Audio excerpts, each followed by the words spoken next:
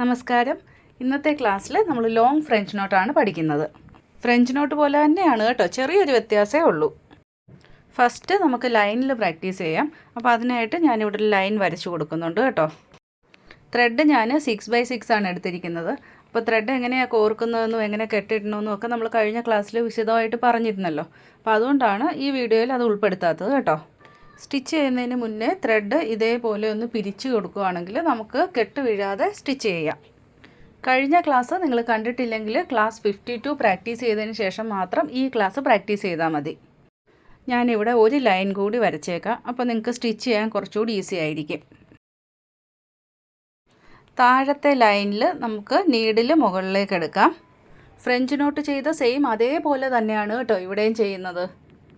ഇനി ലെഫ്റ്റ് ഹാൻഡിൽ ത്രെഡ് പിടിക്കുക, റൈറ്റ് ഹാൻഡിൽ നീഡിൽ.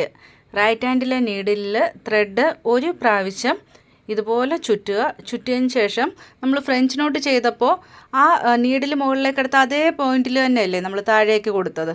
ഇവിടെ അങ്ങനെയല്ല കേട്ടോ. ഇവിടെ നമുക്ക് മുകളിൽ ഞാൻ ആ ലൈൻ വരച്ചിട്ടില്ലേ, ആ മുകളിലെ ലൈനിൽ നമുക്ക് നീഡിൽ താഴേക്ക് ഇറക്കാം. ഇനി ഫ്രഞ്ച് നോട്ടിൽ ചെയ്ത പോലെ തന്നെ റൈറ്റ് ഹാൻഡ് കൊണ്ട് ക്ലോത്തിൻ്റെ അടിയിൽ നീഡിലിനെ താഴേക്ക് പിടിക്കാം. ക്ലോത്തിൻ്റെ മുകളിൽ ലെഫ്റ്റ് ഹാൻഡ് കൊണ്ട് ത്രെഡിനെ ഇതേപോലെ ഒന്ന് പിടിച്ചിരിക്കണം, അല്ലെങ്കിൽ നൂല് കെട്ട് വീഴും. ഒരു പ്രാവശ്യം കൂടി നമുക്ക് ചെയ്യാം. നീഡിൽ മുകളിലേക്ക് എടുക്കുക. ഇനി ലെഫ്റ്റ് ഹാൻഡിൽ ത്രെഡ് പിടിച്ചുകൊണ്ട് റൈറ്റ് ഹാൻഡിലെ നീഡിലിൽ ത്രെഡ് ഒരു പ്രാവശ്യം ചുറ്റി കൊടുക്കണം. ഇനി നമുക്ക് മുകളിലെ ആ ഒരു ലൈനില്ലേ, ആ ഒരു ലൈനിലേക്ക് നീഡിൽ കുത്തി താഴേന്ന് റൈറ്റ് ഹാൻഡ് കൊണ്ട് നീഡിലിനെ താഴേക്ക് പിടിക്കാം. ഇനി ലെഫ്റ്റ് ഹാൻഡിലെ ത്രെഡ് വിടരുത്. ആ നോട്ടിൻ്റെ അരികെ എത്തുമ്പോൾ മാത്രമേ കൈ റിലീസ് ചെയ്യാവൂ. ലോങ് ഫ്രഞ്ച് നോട്ട് നമുക്ക് ഇഷ്ടമുള്ള നീളത്തിൽ സ്റ്റിച്ച് ചെയ്യാം കേട്ടോ. ഞാനിവിടെ സ്റ്റിച്ച് ചെയ്തിരിക്കുന്ന ഇത്രയും നീളത്തിൽ തന്നെ ചെയ്യണം എന്നില്ല. ഇതിനേക്കാൾ ചെറിയ ലെങ്ത്തിൽ വേണേലും നമുക്ക് സ്റ്റിച്ച് ചെയ്യാം. നെക്സ്റ്റ് ഞാൻ ചെറിയ നീളത്തിൽ ചെയ്ത് കാണിക്കാം കേട്ടോ. ത്രെഡ് മുകളിലെടുത്തു.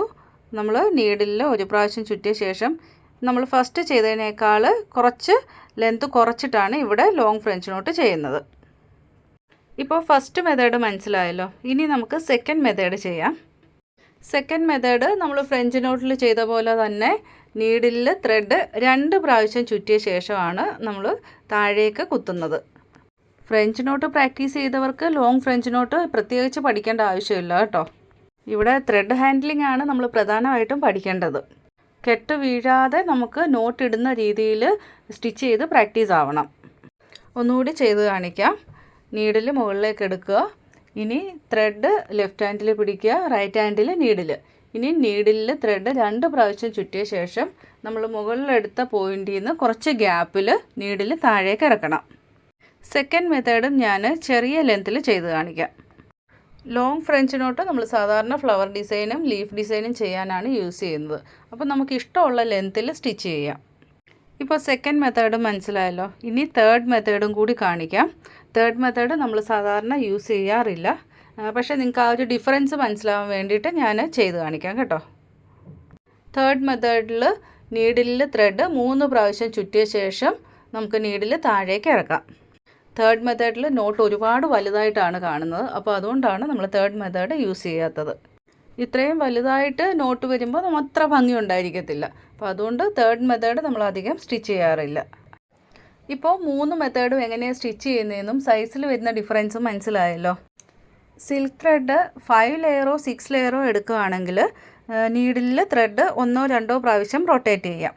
അതേസമയം 7 ലെയറോ അതിൽ കൂടുതലോ ആണ് എടുക്കുന്നതെങ്കിൽ സിംഗിൾ റൊട്ടേഷനാണ് കേട്ടോ നല്ലത്. നെക്സ്റ്റ് നമുക്ക് സീക്വൻസ് യൂസ് ചെയ്ത് എങ്ങനെയാണ് സ്റ്റിച്ച് ചെയ്യുന്നതെന്ന് പഠിക്കാം. ഞാനിവിടെ ഫ്ലാറ്റ് സീക്വൻസ് ആണ് കേട്ടോ എടുത്തിരിക്കുന്നത്. നീഡിൽ മുകളിലേക്ക് എടുക്കുക. ഇനി ലെഫ്റ്റ് ഹാൻഡിൽ ത്രെഡ് പിടിക്കുക. ഫ്രഞ്ച് നോട്ട് ചെയ്ത പോലെ നമുക്കിവിടെ സീക്വൻസ് കോർത്ത് കൊടുക്കേണ്ട ആവശ്യമില്ല കേട്ടോ. നമുക്ക് എവിടെയാണോ സ്റ്റിച്ച് ചെയ്യേണ്ടത് അവിടേക്ക് ഇതേപോലെ സീക്വൻസ് വെക്കുക.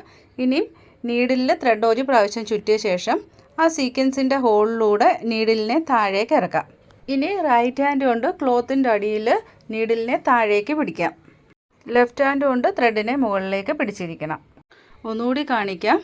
നീഡിൽ മുകളിലേക്ക് എടുക്കുക. ഇനി ലെഫ്റ്റ് ഹാൻഡിൽ ത്രെഡ് പിടിച്ചതിന് ശേഷം സീക്വൻസ് നമുക്ക് എവിടെയാണോ സ്റ്റിച്ച് ചെയ്യേണ്ടത് അവിടേക്ക് ഇതുപോലെ ഒന്ന് അറേഞ്ച് ചെയ്ത് വെക്കുക.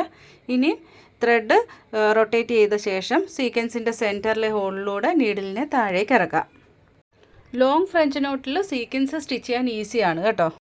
ഫ്രഞ്ച് നോട്ടിൽ സീക്വൻസ് സ്റ്റിച്ച് ചെയ്യാൻ കുറച്ച് ബുദ്ധിമുട്ടായിരുന്നു. കാരണം സീക്വൻസിൻ്റെ സെൻറ്ററിലെ ഹോളിലൂടെ തന്നെയായിരുന്നു ത്രെഡ് മുകളിലേക്ക് എടുക്കുന്നതും അതേ ഹോളിൽ തന്നെയായിരുന്നു നമ്മൾ ത്രെഡ് ഫ്രഞ്ച് നോട്ട് കൊടുത്ത് താഴേക്ക് കൊടുക്കുന്നതും. അപ്പോൾ അതുകൊണ്ടായിരുന്നു അത് സ്റ്റിച്ച് ചെയ്യാൻ കുറച്ച് ബുദ്ധിമുട്ട് വന്നത്.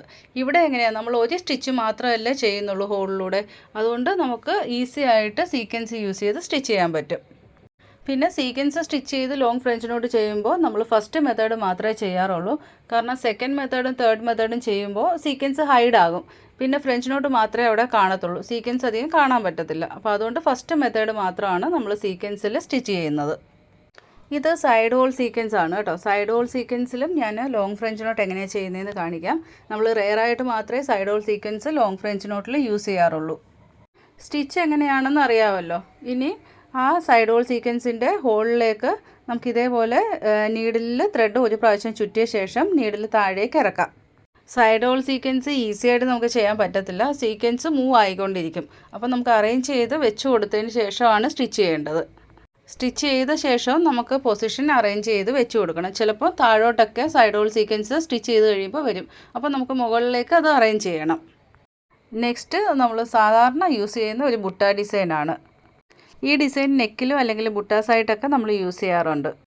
ഫസ്റ്റ് വൺ സൈഡ് നമുക്ക് സ്റ്റിച്ച് ചെയ്യാം. നീഡിൽ മുകളിലേക്ക് എടുത്ത് ഇനി ലെഫ്റ്റ് ഹാൻഡിൽ നീഡിൽ പിടിക്കുക. ഇനി ഇത് പറയണ്ടല്ലോ, കാരണം ഇതിപ്പോൾ നിങ്ങൾ പഠിച്ചു കാണുമല്ലോ. ത്രെഡ് ഒരു പ്രാവശ്യം ചുറ്റിയ ശേഷം നമുക്ക് എത്ര നീളത്തിലാണോ ലോങ് ഫ്രഞ്ച് നോട്ട് വേണ്ടുന്നത് അവിടേക്ക് നീഡിൽ കുത്താം. ഇനി ഇതേപോലെ തന്നെ ഓപ്പോസിറ്റ് സൈഡ് നമുക്ക് സ്റ്റിച്ച് ചെയ്യാം. ഇപ്പോൾ രണ്ട് സൈഡിലേക്ക് നമ്മൾ സ്റ്റിച്ച് കൊടുത്തല്ലോ. ഇതിൻ്റെ സെൻറ്ററിൽ നിന്ന് നമുക്ക് നീഡിൽ മുകളിലേക്ക് എടുക്കാം. ഇനി നേരെ മുകളിലേക്ക് നമുക്ക് ലോങ് ഫ്രഞ്ച് നോട്ട് കൊടുക്കാം. സൈഡിലേക്ക് കൊടുത്ത ഫ്രഞ്ച് നോട്ടിനേക്കാൾ കുറച്ച് നീളത്തിലായിരിക്കണം കേട്ടോ സെൻറ്ററിൽ കൊടുക്കുന്ന ലോങ് ഫ്രഞ്ച് നോട്ട്. സൈഡിലേക്ക് കൊടുത്ത അതേ ലെന്തിൽ കൊടുത്താൽ സ്റ്റിച്ച് ഒരു എടുപ്പുണ്ടായിരിക്കത്തില്ല. അപ്പോൾ അതുകൊണ്ടാണ് നമ്മൾ സെൻറ്ററിൽ കുറച്ച് ലോങ് ആയിട്ട് കൊടുക്കുന്നത്. ഇനി ഇതേപോലെ സീക്വൻസ് യൂസ് ചെയ്തും ചെയ്യാം. ഞാനിവിടെ ഡ്രോ ചെയ്യുന്നില്ല കേട്ടോ, ഡയറക്റ്റ് ഞാൻ സ്റ്റിച്ച് ചെയ്യുകയാണ്. ത്രെഡ് നമുക്ക് മുകളിലേക്ക് എടുക്കാം. അതിനുശേഷം നമുക്ക് എവിടെയാണോ സ്റ്റിച്ച് ചെയ്യേണ്ടത് അവിടേക്ക് സീക്വൻസ് ഇതുപോലെ ഒന്ന് വെച്ച് കൊടുക്കുക. ഇനി നീഡിലിൽ ത്രെഡ് ഒരു പ്രാവശ്യം ചുറ്റിയ ശേഷം ആ സീക്വൻസിൻ്റെ സെൻറ്ററിലെ ഹോളിലൂടെ താഴേക്ക് കുത്താം. ഇനി ഇതേപോലെ ഓപ്പോസിറ്റ് സൈഡിൽ നമുക്ക് സ്റ്റിച്ച് ചെയ്യാം. സീക്വൻസ് ഇതുപോലെ ഒന്ന് വെച്ച് കൊടുക്കുക. ഇനി നീഡിലിൽ ഒരു പ്രാവശ്യം കുത്തി സീക്വൻസിൻ്റെ സെൻറ്ററിലെ ഹോളിലൂടെ നമുക്ക് നീഡിലിനെ താഴേക്ക് ഇറക്കാം.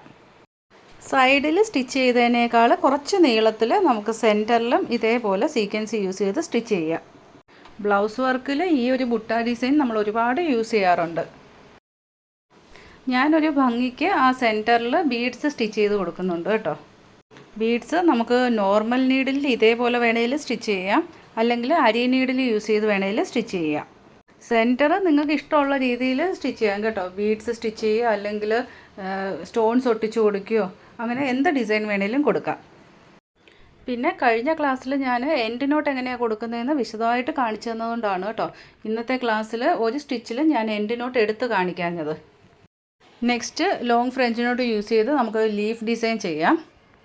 ഫ്രീ ഹാൻഡിൽ നിങ്ങൾക്ക് ലീഫ് ഡിസൈൻ വരയ്ക്കാൻ പറ്റുമെങ്കിൽ വരയ്ക്കുക, അതല്ലെങ്കിൽ ട്രേസ് ചെയ്താലും മതി. ഇനി ഇവിടെ സെൻറ്ററും കൂടി ഒന്ന് മാർക്ക് ചെയ്ത് കൊടുക്കാം. ലീഫിൻ്റെ മുകളിലെ ആ ടിപ്പിൽ നിന്ന് കുറച്ച് താഴെ സെൻറ്ററിൽ നിന്നാണ് നമുക്ക് സ്റ്റാർട്ട് ചെയ്യേണ്ടത്. ഞാനൊന്ന് വരച്ച് കാണിക്കാം. ഈ ഒരു പോയിന്റിൽ ഫസ്റ്റ് നമുക്ക് സ്റ്റിച്ച് ചെയ്യാം. ഇനി രണ്ട് സൈഡിലേക്കും നമുക്ക് ലോങ് ഫ്രഞ്ച് നോട്ട് കൊടുക്കണം.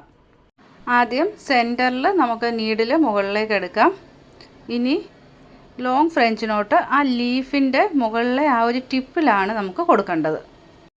ലീഫിന് ഞാൻ 6x6 ടൈൻസാണ് എടുത്തിരിക്കുന്നത്. നിങ്ങൾക്ക് കൂടുതൽ എടുക്കണമെങ്കിൽ കൂടുതൽ എടുക്കാം കേട്ടോ. സെൻറ്ററിൽ ഇപ്പം നമ്മൾ സ്റ്റിച്ച് സ്റ്റാർട്ട് ചെയ്തില്ലേ, അതിന് തൊട്ട് താഴെയായിട്ട് നമുക്ക് നീഡിൽ മുകളിലേക്ക് എടുക്കാം. ഇനി ഒരു സൈഡിലേക്ക് ഇപ്പം നമ്മൾ ഫ്രഞ്ച് നോട്ട് കൊടുത്തതിൻ്റെ തൊട്ട് താഴെ നിൽക്കുന്ന രീതിയിൽ അടുത്ത ഫ്രഞ്ച് നോട്ട് കൊടുക്കണം. നമ്മൾ ഡ്രോ ചെയ്ത ആ ലൈനിൽ തന്നെ ഫ്രഞ്ച് നോട്ട് കൊടുത്താൽ മതി. അപ്പം നമുക്ക് കറക്റ്റായിട്ട് ആ ഒരു ലീഫ് ഷേപ്പ് കിട്ടും. സെൻറ്റർ ലൈനിൽ ലാസ്റ്റ് എടുത്ത സ്റ്റിച്ചിൻ്റെ തൊട്ട് താഴെയായിട്ട് അടുത്ത സ്റ്റിച്ച് എടുക്കുക. ഇനി ഓപ്പോസിറ്റ് സൈഡിൽ നമുക്ക് ഫ്രഞ്ച് നോട്ട് കൊടുക്കാം. ഇതേപോലെ രണ്ട് സൈഡിൽ നമ്മൾ ഡ്രോ ചെയ്ത ലൈനിൽ ഫ്രഞ്ച് നോട്ട് കൊടുക്കണം. പിന്നെ സെൻറ്ററിൽ നമ്മൾ ലാസ്റ്റ് എടുത്ത സ്റ്റിച്ചിനോട് ചേർന്ന് തന്നെ നീഡിൽ മുകളിലേക്ക് എടുക്കണം കേട്ടോ. അല്ലെങ്കിൽ ആ ഒരു ഓരോ ഫ്രഞ്ച് നോട്ടിൻ്റെ ഇടയിൽ ഗ്യാപ്പ് വരും. അപ്പോൾ ഇവിടെ ഗ്യാപ്പ് ഇല്ലാതെ ഫില്ലിംഗ് ആയിട്ടാണ് സ്റ്റിച്ച് ചെയ്യേണ്ടത്.